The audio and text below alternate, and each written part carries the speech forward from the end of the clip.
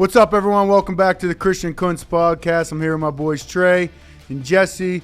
We got Uncle Swing behind the boards. We are joined by a very special guest, a guy that's called Tyrone James, but his real name is TJ McConnell. Let's give it up for TJ. How you feeling today? Doing well, brother. Thanks for having me. Of course. We want to coming off a NBA Finals loss. Devastating. We talked a little bit. I had to pick TJ up today, so he owes me a little gas money. Get him a bottle of wine. Seriously, from the South Hills up to the North Hills, little gas money, little wine, maybe a nice bottle of wine. You didn't drink enough wine that one night in my wine cellar? Okay. That's we could talk about that. We went to a game in Indiana, see him play, and yeah, we had some drinks during the game, before the game, after the game. We met at his house after. He has a nice wine cellar in his basement. Pure wine, like the best wine you could drink. Yeah. Won't get hungover. I don't get hungover anyway, I told him. It was the worst I've ever felt in years. The worst hangover I've ever had. Well, the dude, he took his shirt off in my wine cellar, and it's like freezing. It's like 40 degrees in there. And he, I was like, let's drink this bottle. And he's like, great. Pop the cork. And I was like, do you want me to pour it for you? He just snatches the bottle out of my hand and drinks half of it. And I'm like, that's not what you're supposed to do. But yeah. You were hungover the next day for sure. I was hurting bad. It was good wine. But the better the wine, no hangovers, not true. You drank it like it was an Iron City. Yeah, exactly. I did. I probably drank 10, no, not 10 bottles, but we drank 10 bottles. We did actually have 10 bottles that night. That was kind of disgusting. Yeah, you're going to get hungover. You're definitely going to get hungover. It doesn't matter what you drink. It was worth it. And then our buddy sent me a picture the next day, like hair standing up on the plane, and he's drinking a Coca-Cola, about to head to practice or some type of camp or something. Yeah, that was rough, but that was the time where I got to go through his closet and see those jerseys, which was the jersey exchange. What jerseys do you got? You might as well tell us now. You know you got a lot. Like what's the top three? I know I have Kyrie's, Dirk, LeBron, Luka. Oh, that's a good one. I mean, there's a few more I'm trying to think of. Vince Carter. Wow. I remember that one, yeah. That's huge. I wanted to get a Raptors Vince Carter, but he was in the Hawks. I got a Hawks one toward the end of his career. Did you have a Garnett? No, not KG. Kobe. No, I wish I had a Kobe one. Well, now that we're on that, let's talk about that jump ball against Kobe, because, I mean, obviously, I've talked to you about it before. That picture, in what Kobe said in his post-game presser, like, you went up to him. Was that your rookie year? Yeah. You were like, oh, my God. Like, what did you say to him? Well, we were lining up for the jump ball, and, like, as you guys know, like, it's Kobe. Player from Pittsburgh, like, come on. You just don't make the NBA every day. So you're lining up against one of the greatest players to ever play the game, icon, and I just looked at him and was like, I cannot believe I'm about to take a jump ball against you right now.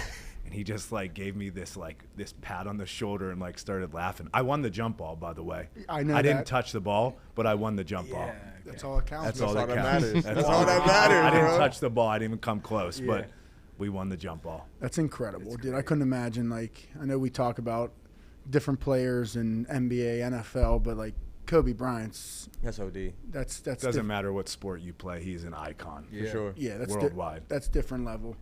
I want to get into growing up. You know, obviously Char Valley. First time we met, you were playing on Lewis's soccer team. Back in probably 2006. Dang. Some time ago, he's on my brother's travel soccer team. He would show up like once every like 4 games. I don't remember this. I remember this like vividly, because everyone would be like, "Where's TJ?" He was one of the best players, soccer team. He showed up once every 4 days. And then we came to find out that he was playing in like 9 different basketball leagues. Your dad had you in some drills, so you couldn't make soccer. But give us a lowdown on growing up, playing hoops in Pittsburgh. What kind of like, I don't know, transpired you to, you know, you were a small freshman in high school. You hit a growth spurt into junior, senior year, and then kind of blew up from there. Give me like the lowdown on from like 8th grade on to like through senior year of high school. Yeah, I mean. And how hard was Timbo on you? Coach McConnell, hard, bro. I have stories about that. I mean, like, not only I grew up in the gym because my dad was our high school coach, so I grew up in the gym. But like from like 8th grade all the way till my senior year, I mean, me and him kind of took it to another level workout wise. We were in the gym getting up 1,000 shots a day, especially in the summer, and just trying to get better. I mean, you saw it. You were there sometimes. The work we put in. Well, yeah, I wasn't there before school. You were there before school working out. You were at the after school. Yeah. So you were fast asleep in the morning. But in terms of him being hard on me, again, you saw it firsthand. I mean, I just think he saw something in me and wanted to push me to another level. And at the time, I didn't really understand it, and I took it personal. But when you look back on it, he pushed me to get where I'm at today, so I'm super grateful. So you talk about going to another level. Someone brought it up to me after one of the games you cooked. I can't remember if it was the Eastern Conference Finals or the Finals. Someone's like, your boy was eating last night. And I was like, yeah. I think it was Dean Lowry. Dean Lowry from Indiana, lives in Carmel, mentioned, a big Pacer fan, mentioned that to me. And I go, yeah, when he starts hissing at you, like when he's smacking the floor and he's hissing at you, like when you hiss at people, like not hissing, but you're like yeah, you do. Yeah. Like that's how you know he's on a different. He's locked in. Yeah, he's locked in. And like, dude, when he would get a rebound in high school, or I'd get a rebound in high school, he'd be like, "Give me the ball!" Like hissing at you. I'm passing the ball real quick. That's why, like, when you talk about getting to another level, I feel like you're always on another level.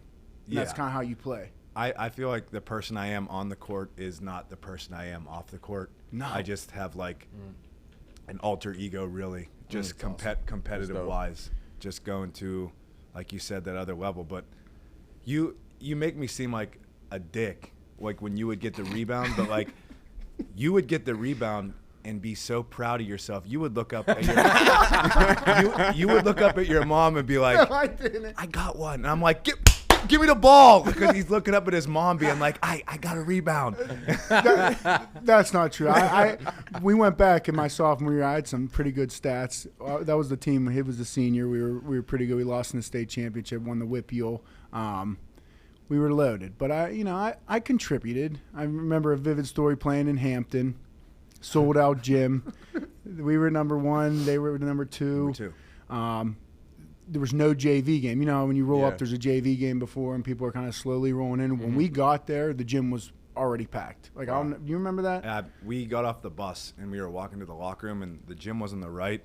And I agree with him. I've never seen it before in a high school game. We walked in, and, like, usually people file in during the JV game. Slowly. And we get there. The game's at, like, 7:30. It's, like, what, 6:15? Right.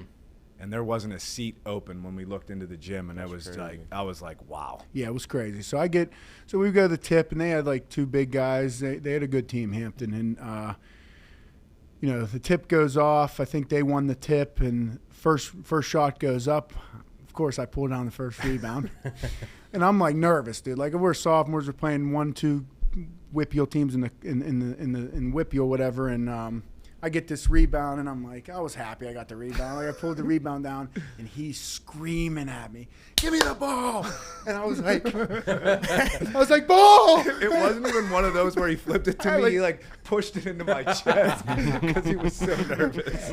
And then from there, I think he went on to have 35 that game. Plus, Ron Everhart was there. Yeah. Was that the first game he came to see? Ron Everhart was Duquesne's coach who recruited him. He was at a few. He was at a few before that. But that was the big one. I have to give Christian credit though.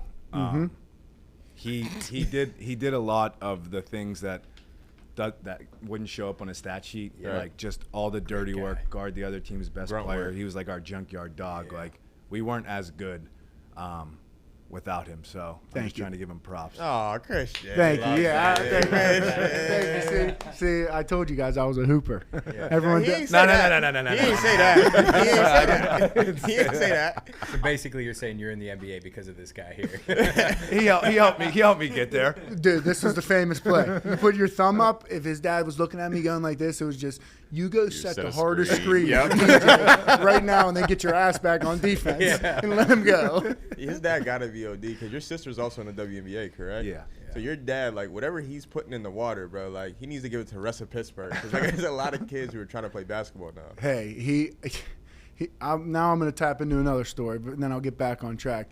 Our practices were intense. Like, we had some intense practices. We had a really good team. Like, every year we were there, we had a really good team, and our practices were super intense. Like, borderline, like, we would run that 11-man drill where you're fighting. You were fighting for – it was my favorite drill.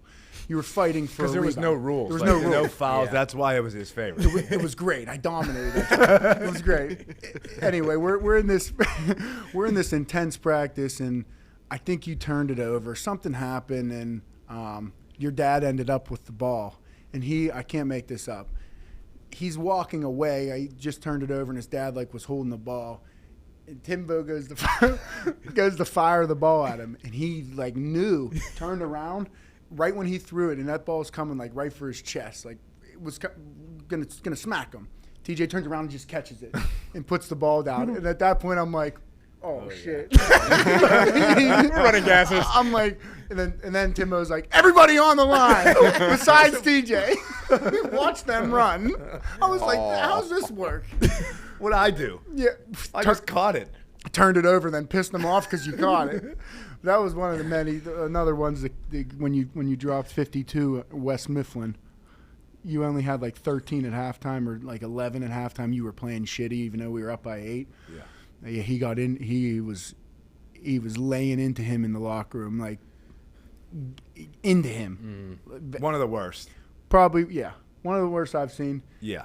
He was. They were in each other's face. It was going. They were going at it, and then he came out, and I think he scored 38 in the second half. He knew how to get when it out of it, when I tell you I didn't make it past half court, I didn't make it past half court. I didn't need to go past half court. Yeah. He just get the ball and go.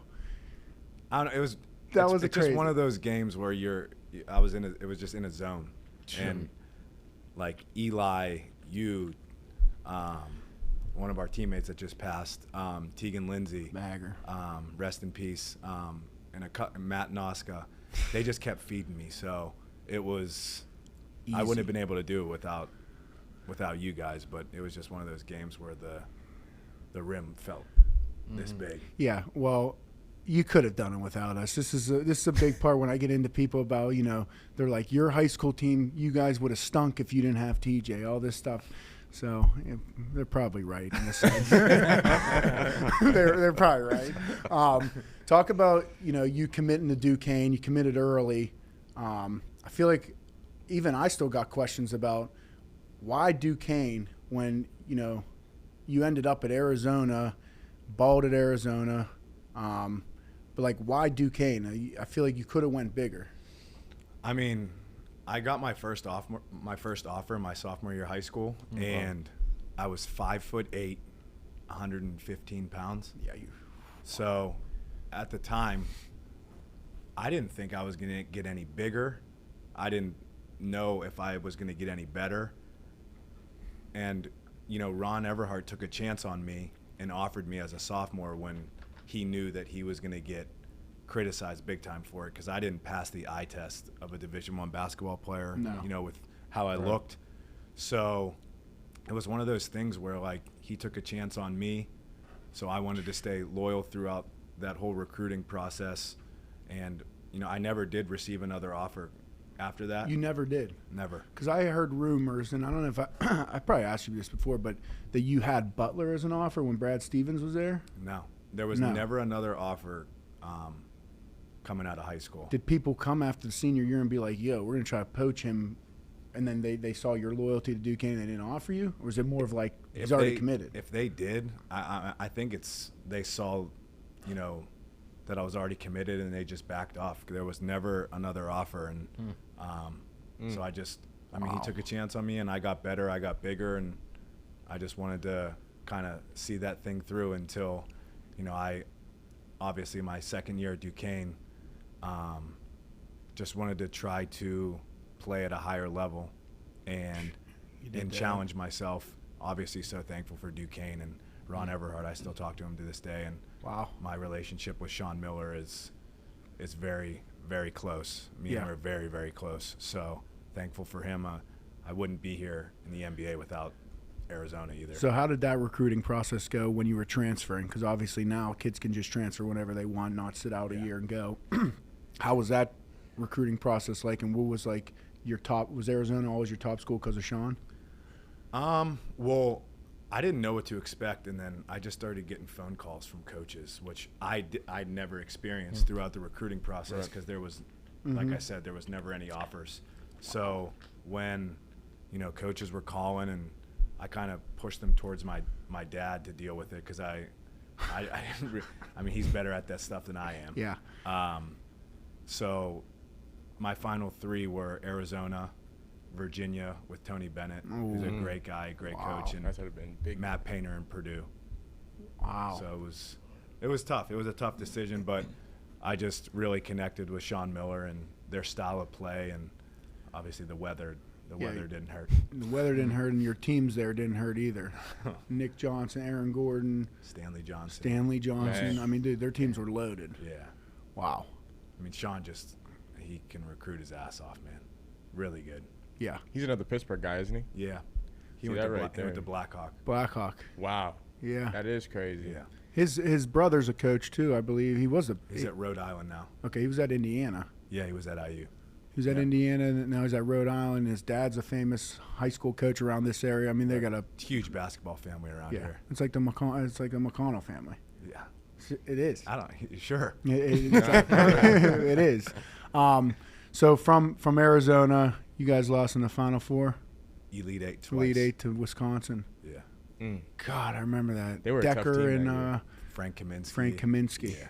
They were Wow. tough as shit that year. I remember that. Yeah, they were good. So from Arizona, did you have any inkling that, like, give me? I know you got a late draft combine or late NBA combine invite. Yeah, my agent called me and was like, "You got to pay your way." I remember. And I think I told you this. Yeah. You got to pay your way, and you got to fly to Chicago. So I was at Arizona finishing up class, and you got to pay your way, and you're not in the combine, but if someone drops out, you're the first replacement. Wow. So I'm like, I'm flying to Chicago being like, either I'm coming here for a getaway, a vacation, or I'm going to the NBA combine. So the last second someone drops out and I get in there and we're doing all the testing. Like, they're like, let's test your hand size. Let's test your wingspan. And I look at the person, I'm like, Come on, bro. why are we doing this? I got a negative wingspan. My hands are the size of a 5-year-old's. Like, no one is going to draft me off of this stuff. Like, can we just play the 5-on-5? And then they did all that. I mean, they did the vertical. I have like a paper jump vertical. Compared to the guys there. Yeah. So, like, it was just the stuff leading up to it was not giving me confidence, but I knew once we got on the court to the 5-on-5 stuff, it would take care of itself. And you obviously played well. I played well. You thought you played well? Because I remember, draft night you weren't happy. No. Yeah, at all. I mean, you're a professional athlete. If you want to hear your name called on draft night, that's like every kid's dream. Yeah. So when it didn't happen, it was frustrating, but I obviously knew that nothing was ever going to be easy with my career. I had to kind of get it out of the mud. Do you look back on that like now you're kind of glad it happened how it happened? You went undrafted, you went to Philly. Yeah. Like, I mean, I got to pick where the best fit for me was, and Philly called right after the draft, and they were like, we want you to come to camp, give you some guaranteed money. And they were going through the process at that point, so anything could happen. And I knew all I needed was a chance, so I jumped at it. Yeah, so I'm really curious. Obviously, with the NBA, there's such a small roster. It is notably like the freaks of athletics. Yeah. It's the odds are stacked against you. So when you're going through this process, working with your dad, going through high school, college, are you always like, I'm going to the NBA, or is this kind of one of those situations where you're like looking at the stats, the odds stacked against you? You're in Pittsburgh, not a overly, NBA type area. Is it kind of one of those things where you just wake up and you're like, oh, holy shit, I'm here? Or was this like from the gate, I'm going to be in here? Because there has to be a realistic understanding. Like, you're not 6'8", I'm sure you've heard all of the things. You got to be a grit guy. You're like, no doubt. Like the Deladova roller type deal. So, like, well, it's just reality. Anytime I've ever, I know right? Yeah, no doubt. So, what's the headspace like with that? Like, you got a lot to overcome on that. So. Yeah, I mean, I feel like the NBA was never really in my sights in high school, even college. I kind of was just trying to live in the moment, and that's awesome. And kind of, I don't know, just play basketball and let everything fall where it does. And the moment I made the team in Philly was kind of the moment where I was like, wow, this is unreal. But at the same time, I signed a non-guaranteed deal, so there was no time to relax. So I kind of just took in the moment, called my parents, called my wife, and then just went into the gym and said, just because I'm here, I'm not going to sit back and relax. I'm going to create a name for myself. So, I said this guy's name on another podcast. His name was Chris Babcock, and he said to me, you've got to do something that sticks out in this league, and I got to give him a ton of credit. I wouldn't be in the NBA without him. We did 3-a-days. I don't even know how many days, 5-6 days a week. And he's like, you're going to pick people up full court. So you see me doing that now. That was because of him. He instilled that in me, and I kind of just gone from there. But in terms of playing in the NBA and being like, wow, I'm here, I want to reflect on that when I'm done playing. I don't want to think about that right now. Yeah, I respect that for sure. I like just how you play ball, bro. Like, you're gritty. Somebody talks trash to you, you don't slow down for nobody. You know what I'm saying? And you ain't soft. That's another thing. I was like, oh, that's Pittsburgh all the way. You know what I'm saying? So thank you for representing the city, man. For real. Appreciate you, my guy. You do the similar things now as that you were doing in high school. Like, we saw it in the NBA Finals when you stole you the 5-steal game, but 3 of them came off of inbound plays after Indiana made a bucket, and you're kind of like, boom, just kind of how your dad threw that ball at you and you turned around and caught. I'm dead serious. Is that just is that an all instinct play? Because you'll jump passing lanes when people are cutting, whatever. He'll act like he's looking at his guy cutting, and he knows exactly where that ball is coming off a screen. You'll jump passing lanes, and that's how you got all your dunks senior year.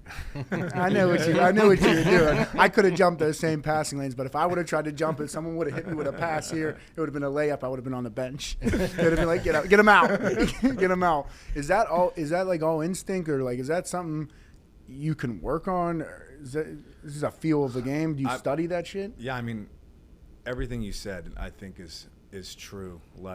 When we score, I feel like the pace. I'm jogging back or running back, and I'm looking at the inbounder's eyes, and then I'm looking at the guy he's looking at to see if he sees me coming. And it's one of those things where you kind of have to have a feel and an instinct to kind of act like you're going back so they don't think you're going to do anything, and then jump the passing lane like you said. But I don't know. And when guys are taking the ball out and I'm picking up full court, it's one of those things where, I mean, you do study it. You see how guys are going to throw the ball in, if they're going to throw it in lazily, or it's stuff like that. It's crazy. That was a crazy part of the finals. You had 5 steals. I mean, the first bench player to have 5, 5, and 10. Did you know that was even a thing, or did you see that after? Yeah, I saw it after. You saw it after? Yeah. Were you pumped about it? I mean, it's obvious. It was obviously pretty cool. Yeah, it was fucking sick. But I would have much rather won a championship than done all of that stuff. I know. Well, now that we're on the championship talk, the finals was one of the best NBA finals I've ever watched. Yeah. Not just being biased because one of my good friends was in it, but from a pure basketball standpoint, how both teams played, it reminded me of the Spurs with Ginobili and Tim Duncan extra pass. People weren't taking. It was basketball. It was basketball. Yeah.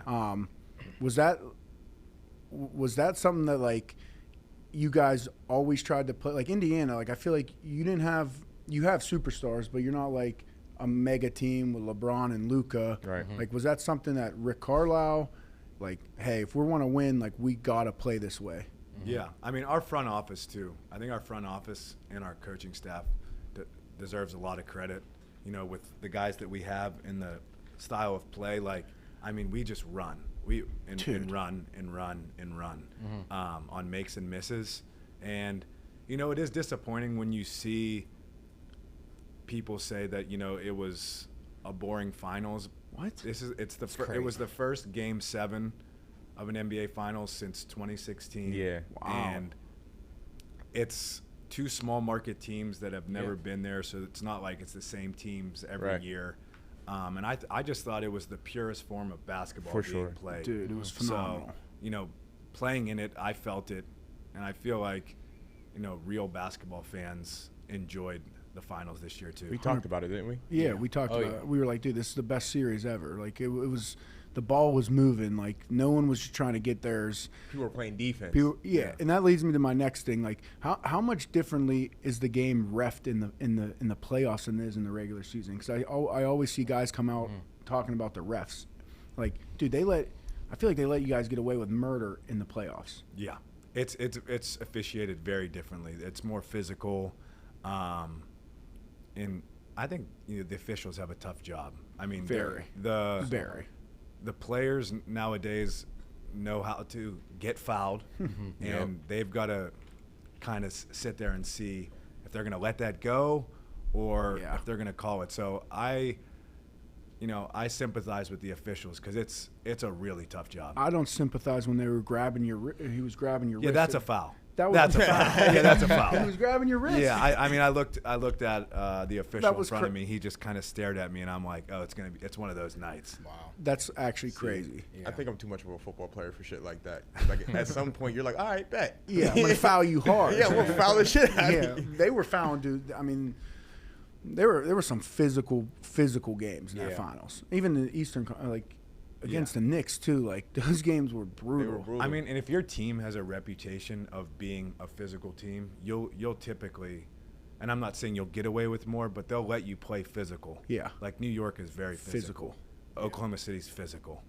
Yeah. So the teams that have that reputation, I'm not saying they get away with more, but they allow them play to play physical. like that. Yeah. Yeah. So I got to ask about just the elephant in the room with Haliburton.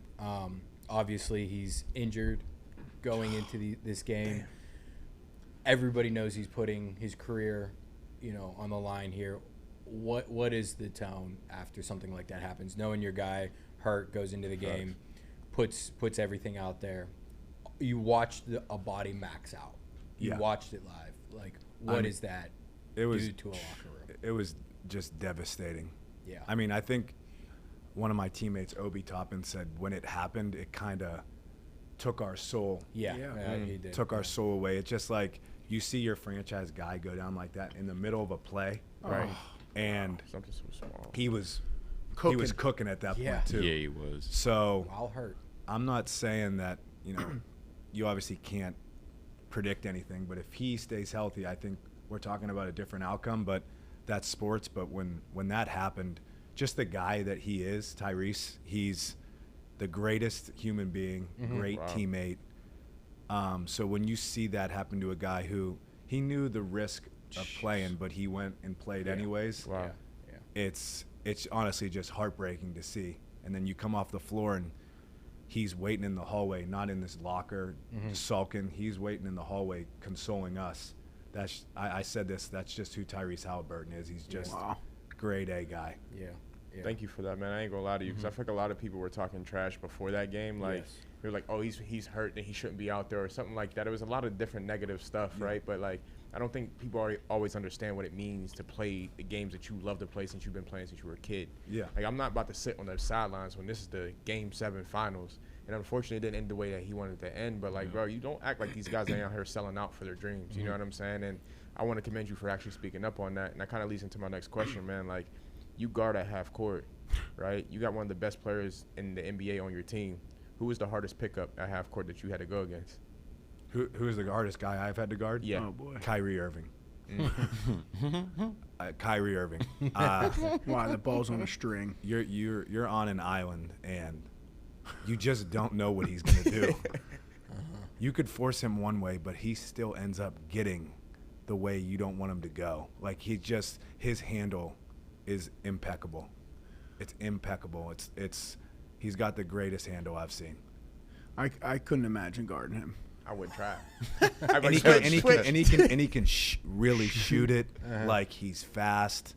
It's just, it's a tough place to be mentally when you're guarding Kyrie. He's the best handles of all time. I would have to say. Yeah, I would agree. It's crazy. Yeah. Best handles of all time? That's a statement. I mean, I don't want to like the whole era thing, but like the best handle I've ever played against, easily. Kyrie. Him, yeah.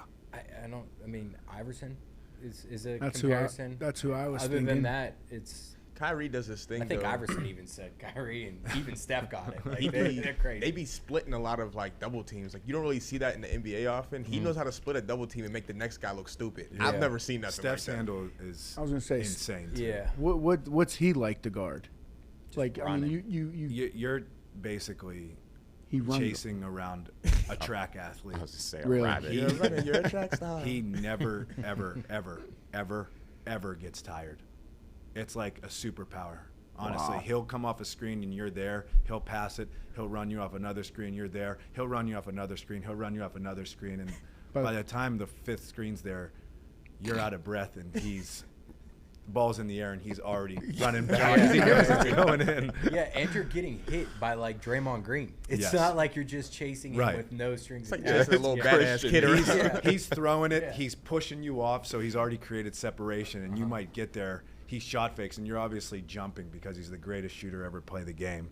And then if he doesn't have it, he's going back down, coming back up. I mean, you would need your inhaler if you were guarding him, Christian. I would need a fucking oxygen tank. I need like more than a playing nailer. I'd have one of those masks on. Fuck, I'd be dying. They said it's like playing Tomb Raider with him. Like, bro, he's sliding, he's getting through. Like, I've never seen somebody run as much as he actually runs. That's crazy that he actually said that. Well, they always say that, like Rip Hamilton, I feel like he would always say what made him such a good shooter is how much he moved. Not his shooting form or anything, technique or like none of that. Right. It said how much I moved. So there's my rookie year. We're playing the Spurs. We lost by 50 points, 5-0. And Tony Parker, there's this action in the NBA called floppy, and it's basically the guy in the floppy action starts in the paint, and he can run you off pin downs any side. Oh, okay. Like, he'll come off, and if he doesn't have anything past it, he'll run you back down, go off the other way. Yeah. I was guarding him. He ran me off 6 of those, and he's a Hall of Famer, so he just knew how to get angles. He saw me there, ran me off another one. I've never asked for a sub in my entire career. I was like, that is the fastest human being Really? running me off screens. He's just elite. And he got to his floater, and that was 2 points of the 50-point blowout. you talked about angles. I feel like a lot of people think that your shooting has gotten worse since high school, which I don't like. That's not true at all. I feel like in high school you have so much more time and distance to shoot. You're not shooting over a 6'9" guy running out at you with his hand, Seven-footer. with his hand in the air. Wemby. So exactly. Like how fuck do you shoot over Wembanyama? Like how do you? You don't. What kind of angles though? Like have you find yourself working at like floater wise, bank shots? Like you're shooting fadeaway mid range. Like your mid range is prime. You've always been mid range god. Yeah, I mean, I don't think. I mean, maybe my 3-point shooting has gotten a little bit worse, but like, No, it hasn't. my thing. I agree with you, but my thing is, I was such a high volume 3-point shooter in high school that like I kind of looked myself in the mirror and was like, obviously I'm going to put in work with that, but I want to focus on other areas that can get me to the next level. Right. Like I was a good shooter, but I wasn't a good enough shooter to make it to the NBA or play at a Division I level. I had to become a different player in a sense where just trying to get better defensively, pick my spots in the mid-range, and I really developed a mid-range shot that that teams like analytically just let you shoot, which is crazy. They want to take away the 3 and they want to take away the rim, but it's something that I've developed and worked hard on, and the angles part, just guys, if they go under, I can still beat them to the basket, or if they go under, I just get right to the midi. It's all about just finding areas and angles to get to your spots. It's crazy. What do you think about the kids that you see coming up through Pittsburgh right now? Like, there's Malik Thomas. There's a couple kids who are from Pittsburgh getting real Division I offers and real D1 opportunity. I feel like you play a large role in giving kids hope and doing that because we all know Pittsburgh's been a football town since the beginning of time, right? And a guy getting a Division I offer, even to Duquesne to play basketball, is surprising, right? So, like, what do you think about the new era of basketball coming through the city? Yeah, I mean, I feel like especially when we were in high school, like Division I players were dime a dozen. Yeah, they were very rare. Obviously, it's still a football town, but like I feel like things are changing. Right. And I see guys coming out of Pittsburgh, and Cam Johnson's in the NBA. There's guys that are making the league out of Pittsburgh and going Division I out of Pittsburgh. I mean, I don't think anyone really gives dudes from Pittsburgh a chance, and that's fine. We like it that way. Yeah, we don't need it. But just continue to put your head down and go to work and let your work speak for itself. You don't need all the glitz and the glamour. We don't do it that way from this city. And, just proud of the dudes from Pittsburgh putting on for the city right now. I like how you said that. We don't do it that way. Like, I don't feel like people don't say stuff like that anymore. Like, they don't stick to what they know. And I feel like that comes from your dad. Because I know about your dad. I knew about your dad before I really knew about you. I used to fear your dad from a distance, just being honest. A lot of people. From a distance. But I like hearing that, bro. Like, we don't do it that way. Like, if you're a Pittsburgh kid, doesn't matter if you're playing football, baseball, basketball, we're here to dominate. But we don't – if we're going to talk – it's because we're trying to punch you in the face. No doubt. You know what I mean? So I really love that, bro. And I love on how you play your game. And I'm going to keep saying it, bro, because you still show that. Like, keep talking shit, you're going to get punched in the face. I appreciate it. I appreciate it. Get punched in the mouth. Cam Johnson, he was just on he just went on a podcast, I think, and he was talking about Char Valley, our high school teams. He was talking about TJ. He was like, dude, their teams were loaded. I was on that team. Do we remember? Like we forget. Like we know, obviously he's in the NBA, but we forget. I was on that team, and I started as a sophomore. Yeah, we had an injury. Wayne didn't play originally, so I started. You got hurt. I got hurt. Yeah, I got hurt. I didn't play in the state. You were wearing the Tin Man suit. Go ahead. Knock it up. This is what he used to do. So I fractured my back in the Whitfield Finals game. It was bad. I couldn't take off my jersey. Like, I was hurt. Yeah. These guys are celebrating. I was like, what's the deal? Like, we just won the Whitfield championship. He's like, he like couldn't breathe. He's like, I can't breathe. My back hurts so bad. I'm like, damn. So what happened? Yeah, how'd you break it? I don't know. I played the whole game. I think in the third quarter I took a charge, and like something happened. And I took the charge, and it's probably when you went to get that hot dog at halftime. Slipped in the bathroom. Hey, yo. I feel like there's some truth to that, right? Listen, I always play golf better on the back nine after a hot dog. So that's crazy. Probably made sense if I was going to a concession stand. But anyway, broke my back. I was in a back brace for 8 weeks, and it was like they formed it to my body, so I was sitting like this the whole time. Oh, my God. That's rough. It came up to here. And then the whole running joke is like they'd come up behind me and like knock on my back.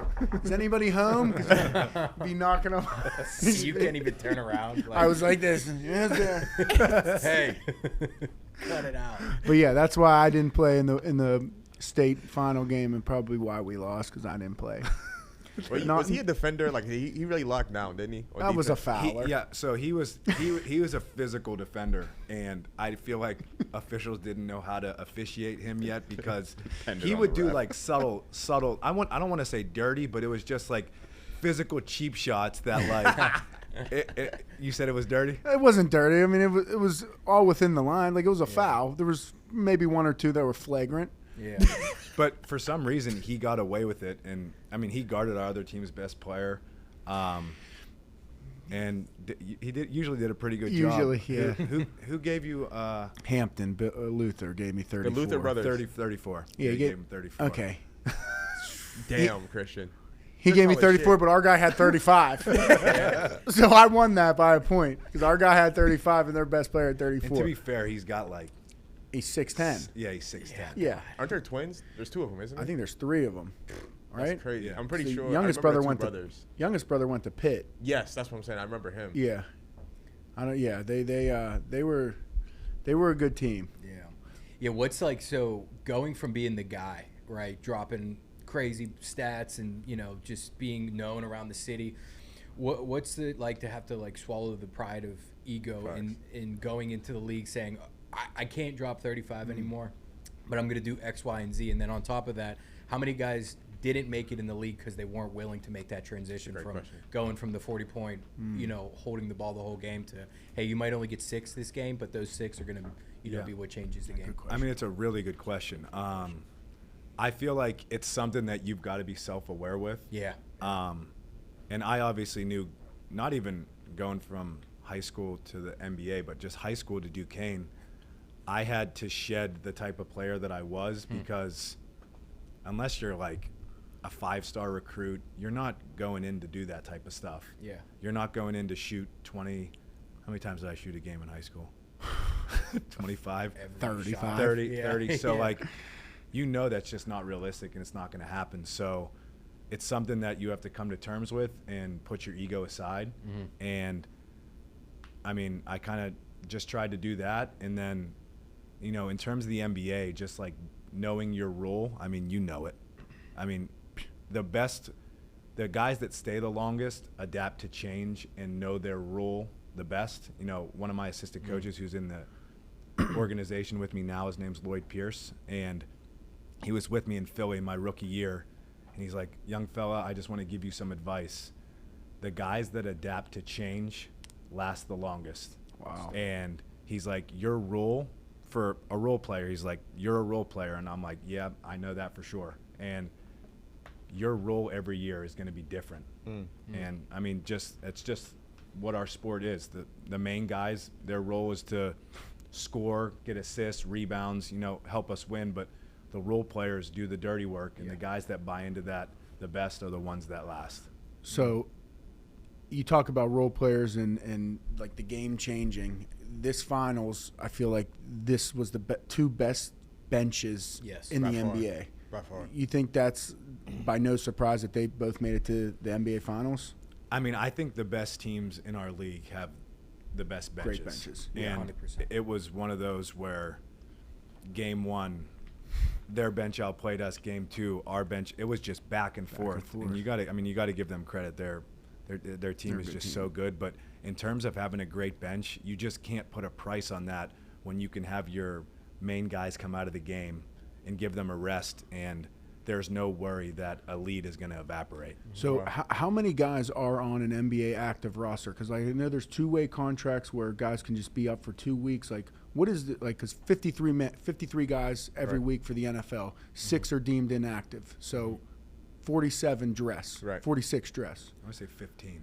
15 total on a whole entire NBA roster. Don't quote me on that. I don't really know. You seem like you've broken yours down pretty well. I don't. I mean, I don't know all the rules about the two-way guys, how much they can dress. You know, there's guys that are there but not dressing. Yeah. I want to say it's a 15-man roster. 15-man roster that can dress. So don't quote me on that. Yeah. No, I got you. So your team's pretty close. Like, because when we travel, obviously 40 guys, like 50 guys. When you guys travel, there's 15 of you. 11 of you, whatever. Like, you guys are tight-knitted. Like, how much does that play into a factor of a team that's like they hang out together, they play together, the camaraderie, like everything? How much does that play into a factor of being a great team in the NBA? I mean, guys are with each other every day. And we play 41 away games. So 41 home, 41 away. So you're on flights a lot. And, you know, it takes me back to what I said about our front office. Like, you could bring in great players, but you can't put a price on bringing in good dudes too. And our locker room this past year was probably the best locker room I've ever been in. Yeah. And since I've gotten to Indy, really, we've got great people from top to bottom, and I think it really makes a difference on 100%. The court as well. 100%. That plays a huge factor. I feel like when we trade for guys and things happen, like, it's tough. A lot of the questions are, you know, obviously the dude can play. Like, is he a good dude? Like, how's he going to interact with the rest of the locker room and the leadership that's already in the locker room? So I feel like it's no surprise that you guys were in the finals. I know people were surprised, but I remember who said that. Someone was like, don't sleep on Indiana. One of the broadcasters, like, before the playoffs started, were like, do not sleep on the Pacers.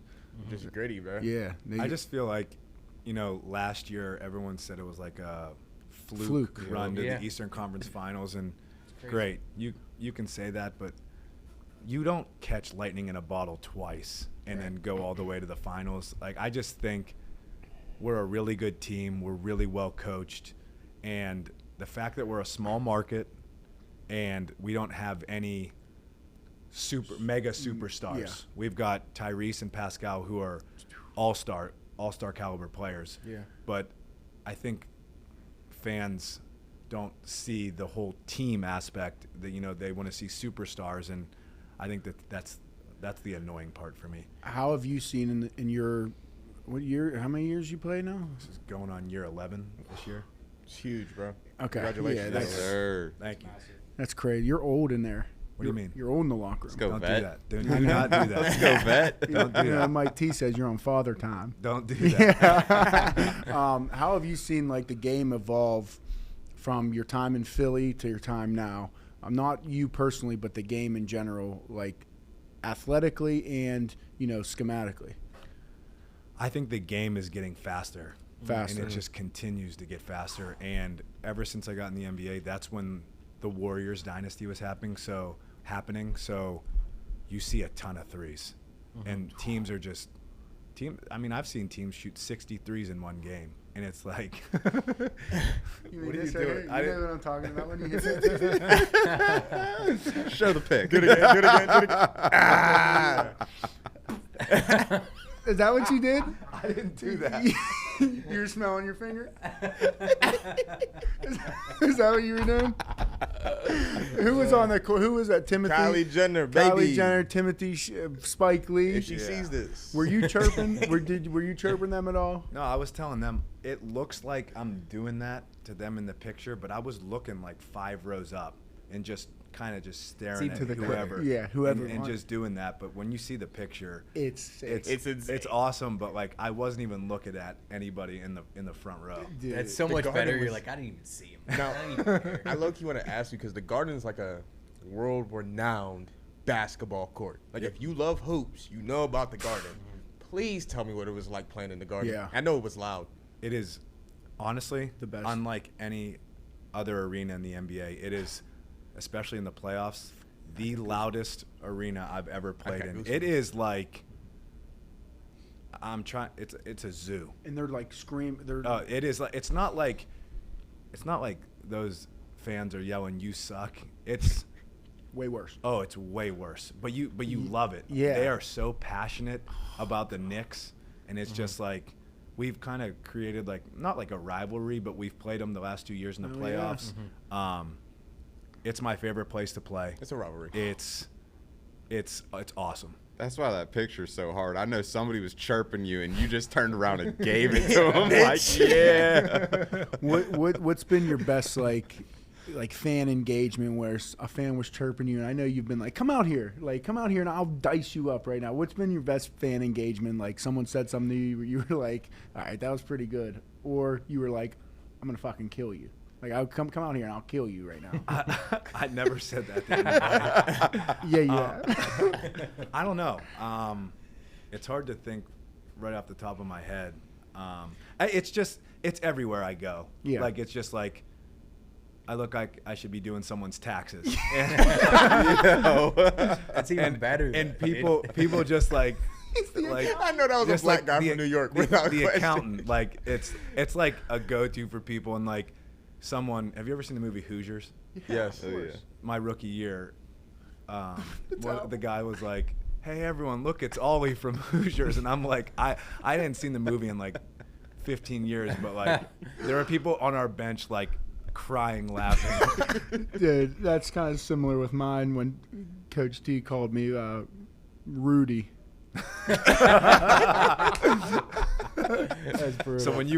So when you were on the sidelines, were your teammates chanting at the end of the game? There was a time where we had people visiting, whatever, and Mike T was giving his spiel on who was visiting and who they wanted to see, which kid that was there, and he kind of gave this whole speech about this guy's here to see TJ Watt. He's a big TJ Watt fan. you know, he's from Pittsburgh. Like, he wants to beat TJ Watt so bad. Everybody give it up for Christian. That's crazy. Oh my God. That is crazy. That's So, like, everybody lost their mind. And then this is my second year in the league. And then Cam Hayward, they were like, come break it down. I was, like, embarrassed. They're like, and then Rudolph started the Rudy. Cam Hayward picked me up. I'm like standing on his shoulder. And they're chanting Rudy at me. I'm like, oh, my God. That's so good. That's devastating. How did we get tagged with this Ollie from Hoosiers and Rudy? I mean, you're not Ollie. Fuck. I mean, 'Cause I already talked about it. It's just our physical appearance. I mean, you look like you should be working at a beer distributor, and I look like I should be doing people's taxes. Giving hope Dude, to the kid. at least give me construction worker. Like, A beer distributor's crazy. Golly. Damn. What, the Presto beer? Delivering Quick right to you? Delivering right to your car. I can carry 3 cases at a time. Oh, that's terrible. Oh, y'all are funny as hell. I can only imagine what it was like being in the locker room with both of y'all. Yeah. So was there anybody? No. You know, Different time. yeah. I do have a story about one of our high school games. I know this is a funny one. We were playing a night game. We had an off day of school. Oh, So you know exactly where I'm going with this. North Catholic game. Yeah, Yeah, where we went movies. to the movie theater. We went to see a movie at like noon. Our game was at 7. Like all our whole starting 5, like everybody, our whole team kind of went, and we loaded up on candy, popcorn, and we went to see this horrendous werewolf movie. It was the worst movie of all time. We played like dog shit that night. His dad berated us in the locker room. Was berating us about, you want to go see a movie, a werewolf movie, and we're like in the locker room, like trying not to laugh, but you're getting yelled at. Yeah. I mean, we ended up winning the game. But Christian, the stuff he doesn't tell you, like when my dad was like yelling at me, like he'd be like this close, and I'd look out of the corner of my eye, and Christian's like Such an You're such a instigator. menace, bro. Yeah, I didn't really. I'm not gonna lie. Like Coach McConnell didn't really yell at me as much as some of. Like obviously he got it the worst by far. Right. By far he got it the worst. And then guys got it in a pecking order. And I feel like I didn't really get it as bad because he knew I was gonna play like hard as hell, dive on the floor, and do the things that he loved. Like he loved that. Like Right. if you're gonna dive on the floor, take a charge, guard a guy, use all 5 fouls, you're gonna play. So I feel like I didn't get it as bad as most of the guys did. But what was that? I have a story about Christian in high school. So we had a film session once a year. Once a season, Oh my we would God. watch a film where we didn't play great, but like I think my senior year, how many games did we lose? 3? So there wasn't many games that we could like watch as a team because we were a really good team. 2. So we played, I'll never forget it, we played at West Allegheny, and we played bad. Like we won by like 10 or 15, but we played bad. And the next day we're watching film, and we go through, like we watch the whole game. So it's like, how long is it? Like 2 hours maybe? It's brutal. Hour and a half? And it's not like nowadays where you can just cut clips and do all Right. that. We were watching on like a VHS tape. It My dad was rewinding. So we do.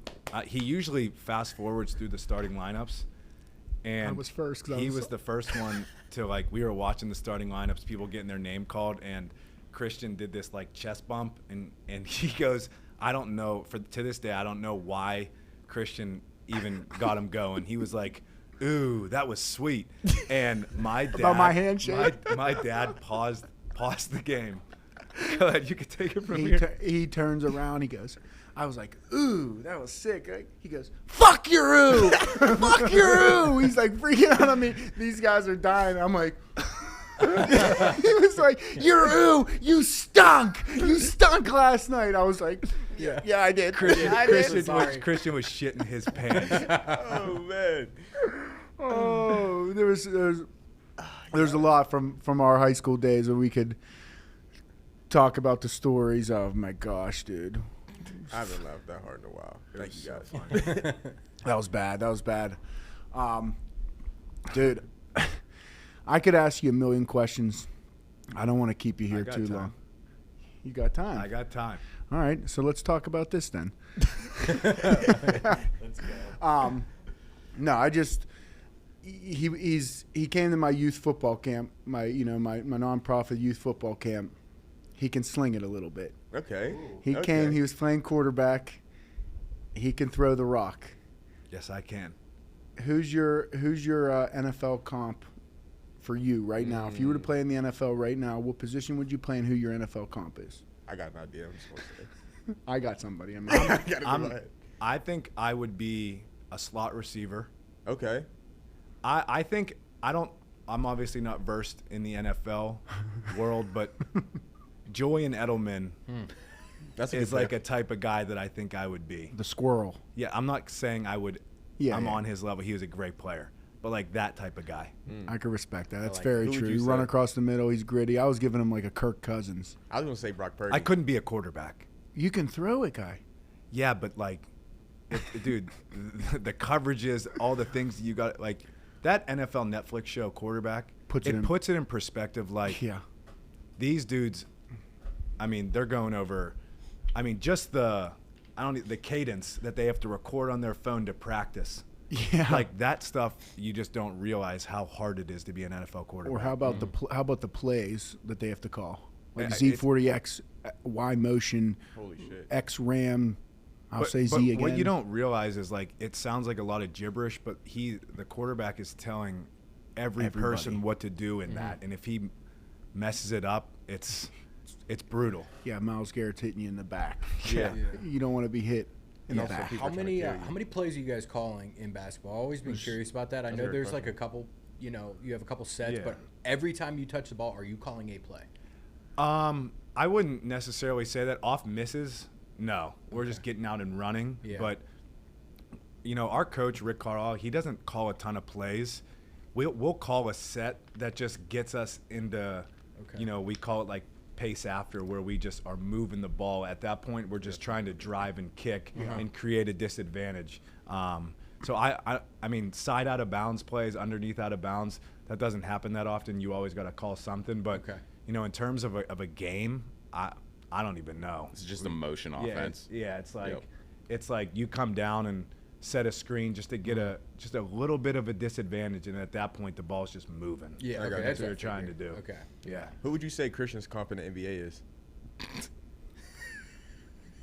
I already know what you're going to say. I gotta find it. There weren't too many Don't insult- overweight NBA players. No, Boris Diaw. I can see that. Okay, I that's a can see great that. pick. So it I sounds like love you have Boris his jersey. Diaw's game. Yeah, he's great. He could pass. Pass. You couldn't. No, your dad actually called me. He called me an apple turnover. You could pass. Because I'm I just turn teasing you. it over so much. Fucking call me an apple turnover. But he wouldn't sit me because he knew I was going to play defense. I turned it over, but I played defense. That's a good comp. I like that. I like Boris Diaw's game. I don't get much interaction because I'm on the punt team, and obviously usually the superstar players aren't playing on the punt return team. But there are instances where we're in defense stay look, and there are D linemen out on the field, and Dexter Lawrence for the Giants this past year. Hate that guy. They were running defense stay, and I mean he's huge, dude. Like I he's know. huge. Like, He chokeslammed me. Yeah, I get he it. could pick me up with 2 fingers and throw me. So he's like getting ready in his stance, and I snap it quick, and he really didn't. He was kind of taking the play off, and he kind of just gave me like a one-arm shove, and I was like, like kind of like, come on, like you're too. I'm like, you're a bully. I literally called him like, you're a bully, and like no, he didn't say anything, just laugh, and I just scurried off. I'm like right on the other side of the field. I was like, bro, get me away from this man. Can I share a story about Dexter Lawrence with you? Go ahead. So you know how he went to Clemson, right? Mm-hmm. So you know how in punt return, right? They usually send like the fast guys to try to make the block. Well, Dexter Lawrence and Christian Wilkins were the punt protectors. Oh my god. And my coach was like, yeah, you're going to get skinny. You're a skinny guy. Get skinny. Get through there. Make the block. I'm looking at my boys like, there ain't no fucking way I'm getting through this. This man, Dexter Lawrence, I dove. I went for it. He grabbed me in midair by my throat. Like midair. And just forced me through the ground. I just remember just laying there like, I'm a bitch. Bro. Dude, there's no. Smack the shit out of his head. I know that hurt. I'm laughing at that. That just fucked me up. There's shit back there. Oh, that was really good. Oh, dude, there's times where guys will say stuff to you and you just. I've kind of toned down my shit talking the older I get because I've learned like. What am I doing? Like, why am I chirping out there? I'm there for one play. You know, like one play, I talk shit. It's an important play, though. It's a very important play. But the next play, they're coming to kill you. They're like, fuck up the long snapper. Like, the worst athlete on the field. We're going to kill that dude. And they try to. That's like the most demoralizing part about it. I think the funniest ones with you are the field goals. You always tell us about the field goals that you get. Those are so hilarious. I watch them. Every game, like when you guys came to Indy this year, we were there with friends. And everyone was like, "Who are you looking at?" Like, because everyone was like, "The play's down there, but you're looking right here." I said, "One of my brothers, 46, 46, right there. I haven't taken my eyes. I want to see you do well. I was just staring at you the whole time. Dude. I'm proud of you, bro. But like to see you, I was just laughing because when the Steelers ran out of the tunnel." You led the team. No, I went out with the fist up. No, I went out with the specialists. The specialists go out early. Yeah. And it is the best playing on the road. Like, obviously playing at home, amazing in front of the fans. But, like, on the road, there's a different type of energy where, like, you're getting – and especially when the specialists go out first and, like, they're just booing. Like, 3 of us are running out there, and they're like, boo. I'm like, come on, I love it. He's like a WWE wrestler coming out. It was so good. But watching you play against the Colts, it was just like – We play Indy again this year, I think, at home. I think so. Yeah. Was that the first time I've seen you play live? Yeah, I think. Yeah. Yeah, because you were away the year Every before time that. you guys come to Indy, we've been away. I know, and they wanted you to beat that damn anvil. I couldn't do it. They asked him to, you know that thing they do? Yeah. They asked him to do that for the Steeler game. Really? That's crazy. And you're a Steeler fan, aren't you? Yeah. Yeah. Steeler fan. Let's go. Couldn't do it. You were rocking the Kuntz jersey, huh? Oh yeah. Yeah. That's Look at love, that. bro. I Look still at haven't that. gotten the game one though, right? I have it, but I didn't. But I gave you a game worn one though. 2 of Wow. Wow. I took one. I know you Gotta did. rock. Wow. I took one out of his closet. you might be missing that Vince Carter one too. I'll just change the TJ to CK. Make it work. T, I appreciate you coming in, boys. If you got anything else, we got him here. Ask him now. Forever hold your peace. I know you got something good in the If not, I got to drive him around town and get some gas money out of him. Something. Last time we went out to eat, he didn't even have his wallet. That's a lie. Went to Taco Bell. That's a late lie. night. You didn't have your wallet. That's a lie. How long ago was Taco Bell? 8 years ago. Yeah, no, we'll finish with this. So I just want to know, like, who are some unknown freak athletes in the NBA? And then on top of that, who is the next lineup of greats? We got LeBron, Durant, everybody about to be done. Who's up next? Is it Wemby, Ant? What you got? Yeah, I mean, the freak athletes. Everybody. I mean, there's 2 or 3 of them on every team. Yeah. Right. I mean, there's a guy on our team. He went to Kentucky. His name is Isaiah Jackson, and he he blew out his Achilles earlier in the year, but he I mean, he could blow out a candle on the top of the backboard type of athleticism. Really? I mean, just can jump out of the gym. But in terms of the guys coming up, I mean, I got to put my guy Tyrese in there. Sure. Shea, Ant Edwards, Wemby. I mean, Luka. Yeah. I mean, there's these next generation of players. I mean, I think the NBA is in really good hands. But obviously, from all of us growing up watching like the Kobe's, the LeBrons, Right. Tough. it's sad seeing a lot of those guys, you know, are retiring and stuff like that. But to be up close and personal and see the next generation coming up, the NBA is in good hands for sure. I love that a lot. They're all freaks. Yeah. Oh, You gotta be. They're all freaks. They're not like Ollie and Rudy. That's They have to grind their way.